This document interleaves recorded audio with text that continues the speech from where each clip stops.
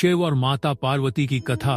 भक्तों, इस कथा को अधूरा छोड़कर नहीं जाना, तो चलिए इस कथा को शुरू करते हैं, जिसे सुनकर आपकी सभी मनोकामनाएं पूरी होगी। सच्चे मन से बोलो हर हर महादेव। शिव जी और पार्वती जी की प्रेम कहानी अनेक कष्टों के पश्चात ही सही पर पूर्णता प्राप्त प्रेम का प्रमाण है। चाहे इस प्रेम को संपूर्ण होने में युग युगांतर लगे हो, इस प्रीत में पार्वती जी का कठोर तप तो शिव जी की सदियों की प्रतीक्षा समाहित है।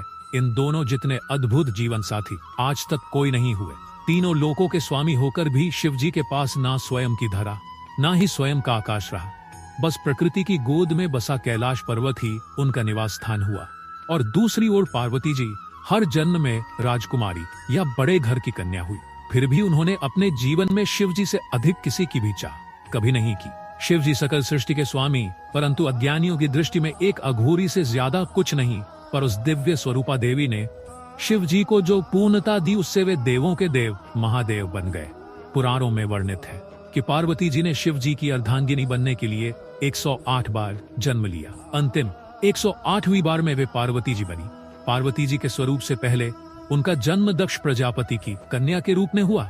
तब उस जन्म में भी उन्होंने प्रेम से वशीभूत होकर शिव संग प्रेम विवाह किया।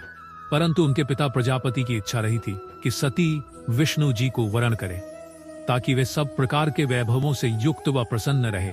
पर सती तैयार ना हुई, बल्कि उन्होंने घोषणा कर दी कि मेरा वास्तविक सुख तो महादेव में निहित है। सती रूप में शिव जी की भक्ति की और दृढ़ता से उन्हें पति के रूप में पाया। इसी बात से दक्ष प्रजापति शिव जी के विरोधी बन गए और अपना सबसे बड़ा शत्रु अपने ही जमाता अर्थात शिव जी को मान लिया। शिव जी को तुच्छ दर्शाने के लिए दक्ष ने एक महायज्ञ का आयोजन किया, जिसमें सभी देवी देवता, यक्ष, किन्नर, साधु, संत, ऋषि मुनियों को बुलाया गया, बस स्वयं की पुत्री और जमाता को छोड़कर। इस यज्ञ में जाने हेतु पार्वती जी ने शिव जी को समझाया कि आमंत्रित तो परायों को किया जाता है, अपनों को नहीं। और वे वहां बिन बुलाए पहुंची तो उन्हें बहुत अपमानित होना पड़ा।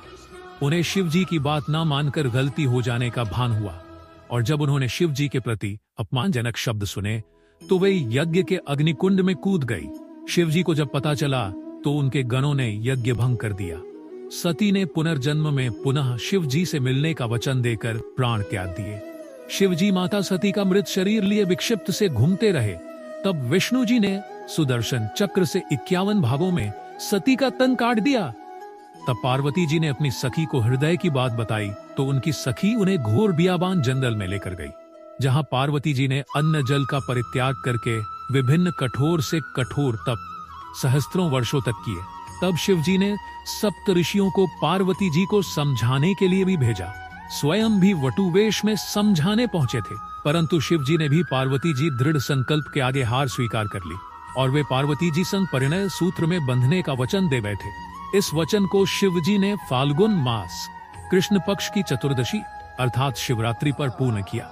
शिव और शिवा का महामिलन शिवरात्रि को हुआ, इसलिए यह दिन महाशिवरात्रि बन गया।